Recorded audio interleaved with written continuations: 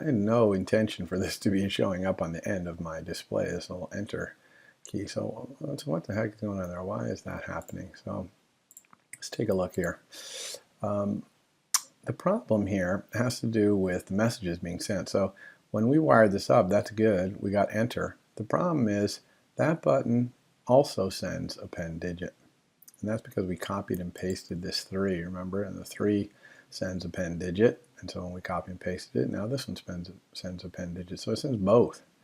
Okay, it's sending 2. Now, that's a common mistake to make. You didn't really think about that when you copy and paste it. How do we fix this? Well, if you right-click, so I'm going to right-click on this button, you'll get this window that comes up, and it shows you all the connections from this UI element to your code. And you can see here, both append digit and enter are connected. Now the great thing is I can just click this little X right here, and it'll take this connection away. So now I only have enter. So now if I go back here, see, it's not sending append digit, it is sending enter. And you can do this right-clicking for anything, like we can even do it for our label up here. We can see there's the display connection that we have right here. So yeah, don't forget right-click to disconnect things. Now, if you forget about this and you don't do it, or maybe you have it wired up to some thing that you changed. For example, if we had accidentally put an argument here to enter, if we had made it do the sending button trick, kind of like this, you can't just say, oh, okay, and I'll fix that, I'll just delete that, because that would not work, because enter with an argument is actually a different message than enter with no argument. And so if you just deleted that, when you run your program, it would crash, and it would say, couldn't send message enter colon when you touch this button, because enter colon means enter with an argument, only for the purpose of the storyboard. We don't say enter colon in our code. That's just something in the storyboard here. So if that happens, you need to right-click on here, disconnect the enter colon that happened in there, and then you just re-control drag. And when you re-control drag, it's nice. It will kind of let you try and grab onto something. So it's easy to reconnect. Okay. All right, so now we want to actually implement enter here. We want to implement the guts of it. And so we're going to need another property here, which is going to be that internal stack that these numbers are going to go on. And so it's going to be a var, just like this var up here that we created. And I'm going to call it operand stack. That's a good name for it. And it's going to have a type. Its type is going to be an array. And just like in other languages like Java, when you create an array type, you have to specify what kind of thing is in the array. And so I'm going to put doubles in my array. And that's even, you might say, oh, well, we can't enter doubles because these are all integers basically. But if I were to say 3 enter 6 divide, I get 0.5, so then a double would appear. So that's why I'm going to use double. Now, you can see that we've got this error up here again. It says stored property operator in stack does not have initial value. So we have to give this initial value. So I'm going to give it an initial value of an empty array. And so now you're seeing for the first time how you actually create an instance of a class or of a data type. And you do that just by specifying the type name and then these parentheses. Now, we haven't talked about initializers. A class or a data structure can have multiple initializers. Some of them might have arguments in here. But most, if it's possible, will allow you to create them with no arguments. And in the case of an array, it's very obvious what to do. No arguments, it just creates an empty array with no elements in it. Now, one thing I want to talk about is this right here, this type. This is kind of annoying that we have to type this and then we just type it right again. And the answer is we don't have to do that, because in Swift is very strongly typed. In other words, all the variables, all the properties are strongly typed, but there's also a lot of type inference. So Swift can infer this type in the exact same way that digit had no type and it inferred it from here. operand stack, we don't have to specify the type, and it can infer it from here. And if we option click on operand stack, you'll see, indeed, it's figured out that that's an array of double. And in fact, putting the type in here is considered bad form. If it can be inferred, you should let it infer. So, for example, this bool up here, we shouldn't have that either, because false and true can only be bool values. So we're going to take that off as well. Okay. So now, our operand stack right here, what do we want to do with it? Well, when we press enter, we just want to append. So append, this is actually the first time we're sending an actual message to an object. It looks just like when we accessed a property, right? The dot. And it's just the name of the method that we're trying to invoke in arrays. It's an array method right here called append. And you can see the argument says new element :t. This :t means it has to be of this type, the type of thing that's in the array. So this has to be a double. So that's kind of a problem, because really what I want to append onto my stack is what's up here in this display text. I like to say something along the lines of display.text. Okay, but what type is this? Okay, what type is display.text? No, that's not string. That is an optional. Okay, remember that display.text is an optional. So we can unwrap it, even though that's not going to solve the problem. This is still a string, and you're still seeing an error here. It's saying string is not convertible to double because we're supposed to be putting doubles in this array and putting string. So we have a problem here. We have to somehow convert this string into a double so we can put it on this stack. I'm going to use this opportunity to show you another feature, which are called computed properties. So I'm going to create another property, display value, and it's going to be a double. And what I want this to be equal to is I always want it to be whatever's in this display converted to a double. Okay, and I want to be able to set it or get it. So I want to be able to get the value of this double. I also want to be able to set it as a double and have it turned into text.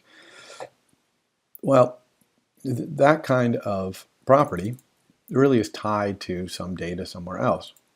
So I don't ever want to set it equal to some initial value or something. Really, I want it to always be calculated. And we can do that. Instead of saying equal something, you just put curly braces after. And you say get, and we say set. Okay, and inside here, we're going to compute the value of this, which is we're going to convert this display text to a double. And then inside here, someone said display value equals something, and we're going to somehow compute, or not really compute it, but we're going to decide what code we need to put that number that they tried to set the display value to in here. Okay, so let's do the set side first. It's actually a little simpler. Inside this set, there's a magic variable called new value. It's not purple for some reason, but new value, and this is the new value. So if someone says somewhere in our code display value equals 5, this new value will have the 5. And so all I really want to do here is say display text equals the new value, but again, of course, this is an optional string. You can't set it to a double because display value equals 5. This new value is going to be a double. But we know how to convert something to a string by using \parentheses.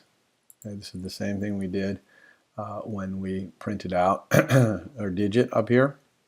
We just use the \parentheses. It tries to convert this thing inside here, which is a double, into a string, and doubles know how to do that to themselves. And so bingo, we've got our display text in there. That's all that's necessary. Also, every time someone sets this display value, then we're clearly not in the middle of typing a number anymore. All right, so we can certainly say that. Right, makes sense. All right, what about the getting? Now, in the getting, all we have to do is return this display value. So we have to do something to calculate what this display value is here, and then return it. Now, this one, I'm not going to take the time to go through the details here, and actually I've made an extra credit item that you can do, which requires you to figure out what I'm going to type here using the documentation, but I'm not going to explain it here. But I'm going to use a class. It's called the NSNumber formatter. I'm actually going to create one. Then I'm going to use a method on it called number from string, and I'm going to give it this string, which is the display values text, unwrapped, of course. The result is actually optional, so I'm going to unwrap that. And then I'm going to get the double value of the thing that I get back. Number gives me this kind of generic number, so I'm going to take it and turn it into a double. So there we go. So you can go in the extra credit and look at that later if you want. But suffice it to say, we now have a property display value that when we set it and get it is going to be setting and getting it as a string here. So that is really convenient, especially for right here where we want to say display value. Okay, so this is a double, no problem. We're appending that onto the operand stack. So let's println our operand stack here. Just so, and we can do the same thing here, operand stack. Okay, and this works because operand stack is an array, and arrays know how to turn themselves into strings. You'll see how they do that in the console in a moment here. So let's go ahead and see if our application is actually putting things on our stack properly here.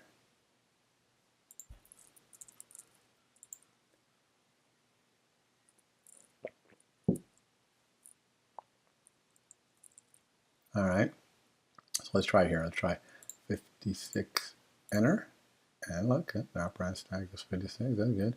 7, enter. All right, 56 and 7. So you can see that arrays turn themselves into strings by doing open square bracket, and then they turn each of their elements into strings and separated by commas.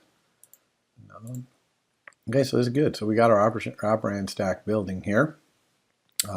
So all we need to do is have some times and plus and minus buttons, etc. I'm going to put them right here that will operate on these items on the stack. So if I pressed plus right now, it would pull the 7 and the 8 off the stack, add them together, it would be 15, show that 15 here, and it actually would put the 15 back on the stack, so then we'd have 56 and 15 on our stack, and then we could maybe plus those together if we wanted by hitting plus again. All right.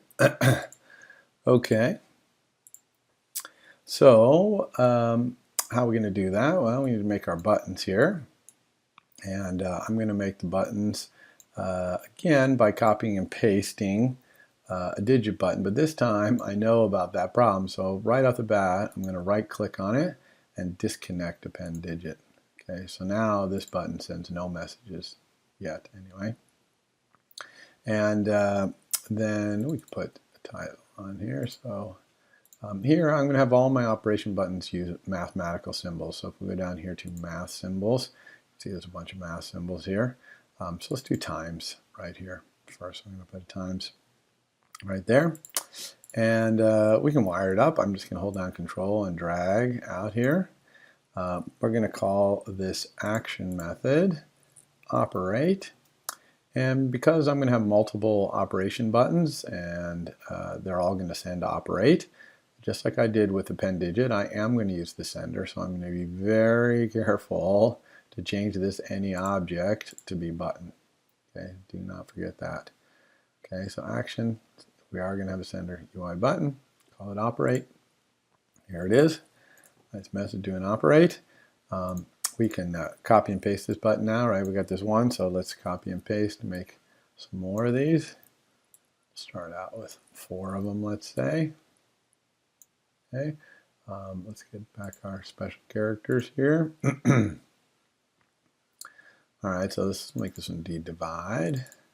Let's make this one be plus. Make this one be minus. All right.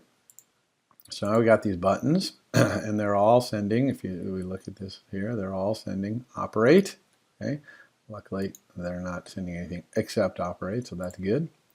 And when they send operate, we're going to figure out which one is sending it by same exact way we did above. We're going to say what is the sender's current title, and we're going to unwrap it. So operation here is going to be a string.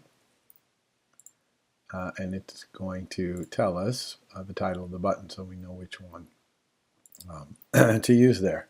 Now, I'm going to show you a control flow operator here in Swift that's very powerful, much more powerful than this operator is in other languages, and also very, very important to Swift. Now, I'm only going to show you the simplest usage of it here, but you're going to see on Monday's demonstration and later in the quarter how important this operator is. But it's switch.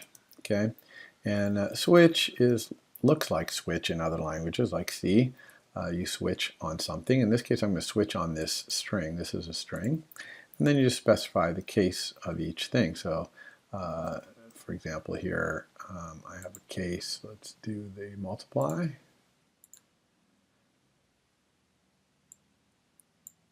All right, so we got multiply case right here. And then we just put the code that we want here for multiply. And we can do that for all the other cases here. So let's copy and paste. And we'll do this be our divide case. And we'll have this be our plus case. And we'll have this be our, oops, let me make sure we're using the same guard here, minus case. Okay, yeah, you be a little careful here. You know, this minus is slightly different from this minus, which might be slightly different than the minus you type with the keyboard. So when you're putting the symbols here, you want to use exactly the same symbols here in your case. Now, one thing about switch on Swift, though, is it absolutely requires that you have every case covered. Now, since this is a string, I obviously can't have case of every single string in the universe. That's almost infinite. But luckily, there you can say default and just break out of the switch. Okay, that means if it's not one of these cases, by default, just break out of the switch. You could put code here as well, but breaking out of it is what we want to do in our case. Now, in here, we're just going to put the code for multiply. So what do we need to do for multiply? For the moment, I'm going to comment this out. I'm going to use command slash, which is a really nice feature. You do command slash and then command slash again to uncomment. So it's good for commenting out a block of code real quick because I just want to focus on times. Now, anytime I press any operator, I probably want to give the user an automatic enter. That's so that 6 enter 3 enter times is the same as 6 enter 3 times. Okay, so 6 enter 3 times is going to do an automatic enter on that 3. Because obviously I intend to have 6 and 3 be multiplied in that case. For all of these operations, I'm going to say if the user is in the middle of typing a number, then hit enter for me right here. Okay, so what do we need to do in the specific case of times? Well, really we just want to set our display value. Remember, we have our nice display value down here, and we can do setting as well as getting. So I'm going to set that display value up here equal to multiplying the top 2 things on the stack. So I can actually remove something off our stack. We're representing our stack as an array. Of course, you see our stack is an array. And so a stack is something you push things on, you pop things off. And with an array, we're just going to add something at the end to push something on, and then we'll just remove it from the end to pop it off. So there's a nice array. This is an array, right? After and stack. So there's a nice method called remove last. And if we option click on remove last, you'll see here that it removes an element from the end of the array. Now, it does require count greater than 0. So if our array were empty, if our operand stack were empty, this would crash our program. So let's put a little protective thing here. If the operand stacks, and there's a nice property here called count on that. If it's greater than or equal to 2, actually, because multiply takes 2 operands, so there better be 2 things on this stack, then we can do this. And so we're going to multiply that by remove the next one. Okay, so here we're just taking the last 2 things off of this stack by removing them from the end of the array and just assigning it to the display value. And we probably also want to do an enter here because if I go 6 enter 3 times, well, I want to then be able to say 9 plus and have it add on to the 6 times 3. So we want an automatic enter here as well. Okay, so that's pretty much all we need to do here. Let's go ahead and run this. See how this works. And so 6 enter, or 3 enter, 6 enter. Now we've got them both on the stack times, and you can see we put our 18 here. We also put it back on the stack. And we can say 5 times. That put a 5 on the stack, and then multiplied them, took it off. So that's working nicely. Now, what about our other buttons here? We're going to make those work. Let's do that. Now, they do very similar thing here, so one temptation would be to just copy here, let's uncomment these out, and then just paste it repeatedly. So put it there, put it there, put it there, and then just change this times in here, to plus, for example, on this one. But this is pretty messy code. Look at all this incredible amount of duplicated code in here. We really probably wouldn't want to write our code like this. People would think we were terrible programmers, I think, if we did that. Really, what would be nice is if we had could write some kind of function. Maybe we could call it perform operation or something like that. And if the argument to that function, remember that arguments have names, right? Here's the name, and then we have a type. If the argument were something which basically was this little operation in here, okay, or some sort of function that would do this operation. So if this could be some kind of function, that'd be cool. And then maybe we could take this code out of here, put it in here. Oops, let's call it perform, not preform, perform operation. Put it in here, and instead of doing, multiply here, let's go ahead and we could do this operation somehow like this. Maybe operation, call it like a function with 2 arguments here. Okay, that would be cool because we'd be sharing, this check, we'd be sharing this enter, we'd be sharing the removal of the operand, we'd be sharing setting the display value, we'd be kind of sharing a lot of code here. And then up here, if we could just do something like perform operation and somehow specify multiply as the operation we wanted to do here. And then we wouldn't need all this stuff here, right? So this would be cool. Now, can we do this? Well, yes, the answer is we can. And so types, functions, can be types in Swift, just like any other type. So, we have a double here. Whoops, a double, that's a double, that's a type. You can also have a function type. So how do you specify a function type? Well, multiply, or whatever function I'm going to perform here, this is a function that takes 2 doubles as arguments, and it returns a double. So I can just say, I want operation to be a function that takes 2 doubles and returns a double. So I can just specify that right here. This is a type. Okay, so the type, it's the type of this argument right here. In fact, you can option click on it and say, yeah, that type is double, takes 2 doubles and returns a double.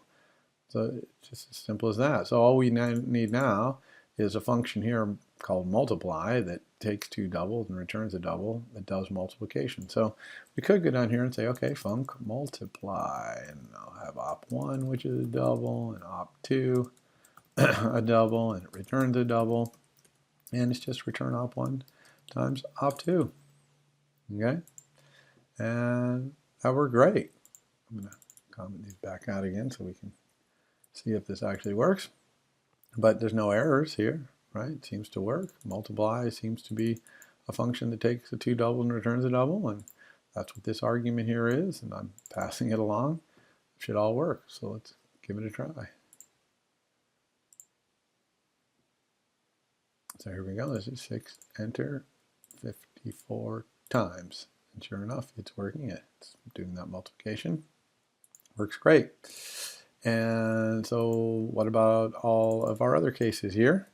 Well, we would just need to take this same piece of code right here and put it for all of them.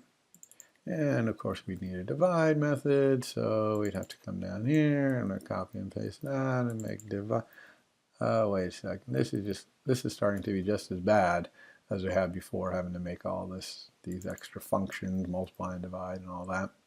Well, it turns out it's so common to pass functions as arguments in Swift that it allows you to put a function like multiply right in here without having to create a separate function like this. And all you do is you just pick it up. So I'm just going to cut that from down here. I'm going to paste it right in here. Now, the only thing you have to change syntactically when you do that is this curly brace, okay? Instead of being after the declaration of the arguments and the return value, it needs to be before. And so you move the curly brace before, and then where the curly brace was, you're going to put in, the word in. And so that allows us to just, sorry, I'm going to comment these out again so we can get rid of our errors. And we can get rid of function multiply down here. So that allows me to just put that multiply right in here, right in line, right as the argument to this function. And this seems kind of wacky for those of you who have not used programming languages that allow this kind of things. They're called closures. Just basically allows you to put a function right in there. And this, okay, it looks okay. And then we could certainly, now we could copy and paste this and put it here, here and change this and put it here and change this. But it could be even better than this. So we know that Swift is really good at something called type inference, where it can kind of figure out the type of something from the context. And it can do the same thing here, because it's looking at perform operation. It knows you're calling perform operation. It knows this argument is a function that takes two doubles and returns a double. So you really don't have to specify all the types in here, because it knows all of this. So you can actually get rid of all these type declarations right here, even the return. And again, see, no warnings, no errors. It knows that this has to be a double and this has to be a double, because it knows you're calling perform operation. So it knows the argument to that is like that. Okay, and you can even make this look a little nicer. We could move this all up onto one line. Really makes that nice for readability here. But we can actually do even better than this, because Swift knows that perform operations argument returns something. You don't need this return key if your whole implementation is just an expression like this return keyword. You don't need that keyword because it knows this is going to return something. So if this is just an expression, it's going to return it. Okay, so that looks nice. But it's even better than that, because Swift does not force you to name these two arguments. If you don't name them, it will use the names $0 and $1, and then if you have more arguments, $2, $3, $4, such that you don't even need this. Okay, so this is a function right here. It takes two doubles, $0 and $1, and returns a double. Now, Swift knows that they're doubles because it knows you're passing them to perform operation. If you were passing this to some other function that took a different kind of function as an argument, these types might be different. But in this case, it knows that that's what it is, and it knows that it returns one. So it knows it's going to return what this calculation is.